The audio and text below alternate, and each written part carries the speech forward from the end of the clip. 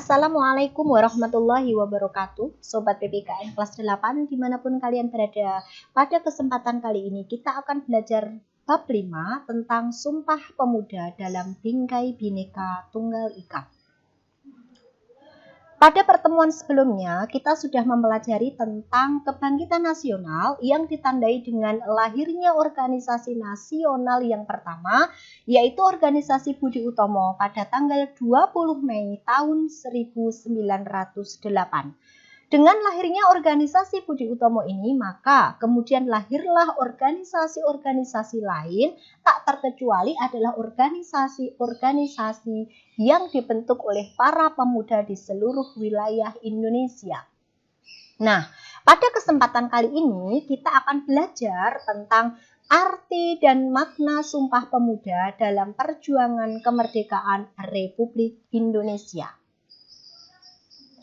Seperti yang tadi telah saya sampaikan, bahwasanya setelah lahirnya organisasi Budi Utomo, kemudian lahir organisasi-organisasi yang dibentuk oleh para pemuda, yang kemudian organisasi-organisasi tersebut memiliki peran dalam meraih kemerdekaan. Nah, organisasi-organisasi yang dimaksud yang pertama adalah organisasi Trikoro Darmo, di mana visi dari organisasi tersebut ada 3, yaitu Sakti, Budi, dan Bakti.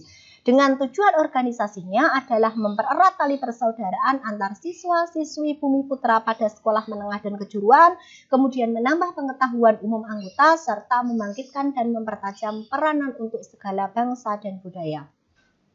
Pada tanggal 12 Juni tahun 1918, organisasi ini kemudian berubah nama menjadi Jong Java, di mana ketika namanya masih Trikoro Darmo, organisasi ini merupakan organisasi non-politik, tetapi setelah berubah nama menjadi Jong Java, maka organisasi ini pun berubah haluan menjadi organisasi politik dan sifatnya tidak lagi Jawa sentris, serta membuka diri dan bekerja sama dengan pemuda-pemuda selain dari Jawa.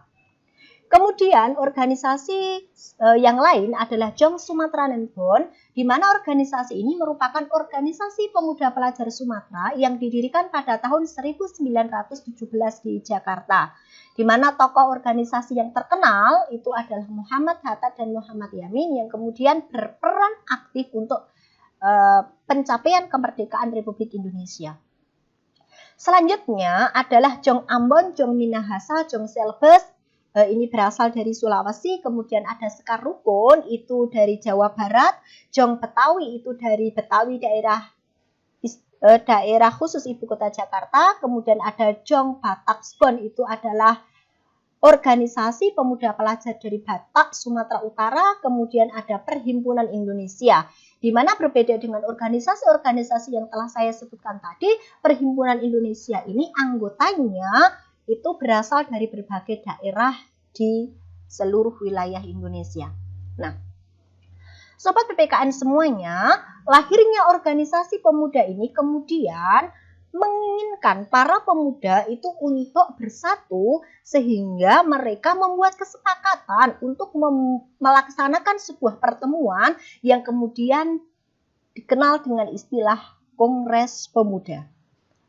Kongres Pemuda ini dilaksanakan dalam 2 tahap, sehingga ada istilah Kongres Pemuda 1 dan Kongres Pemuda 2, di mana Kongres Pemuda 1 itu dilaksanakan pada tahun 1926, bertempat di kota Yogyakarta dengan ketuanya adalah M. Tabrani.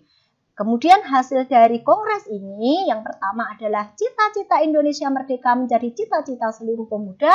Kemudian yang kedua, semua perkumpulan pemuda berupaya untuk menggalang persatuan organisasi dalam satu wadah.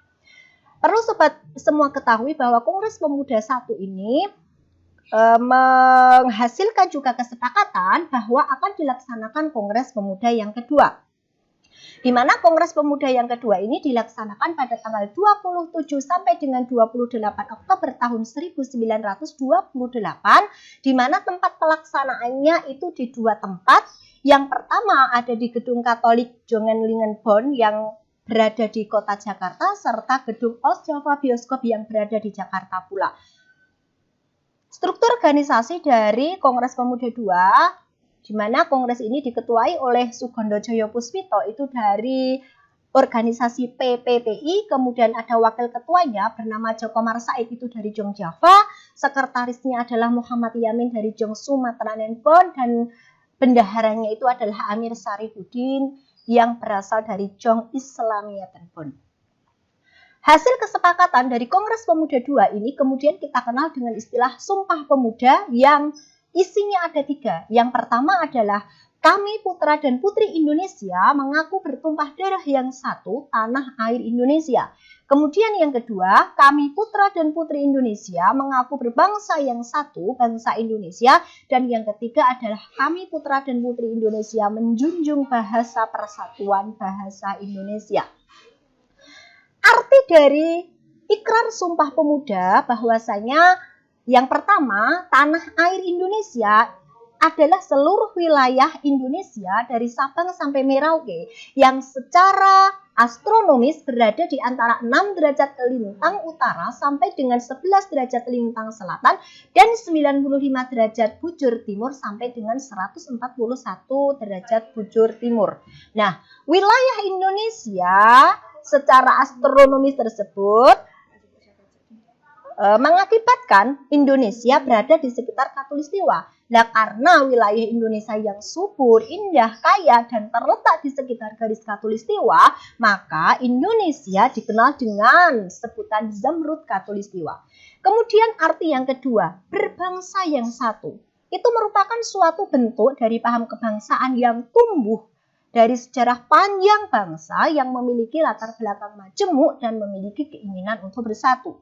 Kemudian arti yang ketiga, menjunjung bahasa persatuan bahasa Indonesia, di mana menegaskan bahwa bahasa Indonesia itu merupakan alat komunikasi untuk membangkitkan dan menggalang semangat kebangsaan, serta semangat perjuangan dalam mengantarkan Indonesia ke depan pintu kemerdekaan seperti sekarang ini. Nah, Sobat PPKN semuanya, sampai di sini dulu materi kita untuk pembelajaran hari ini. Terima kasih atas perhatiannya semua. Wassalamualaikum warahmatullahi wabarakatuh.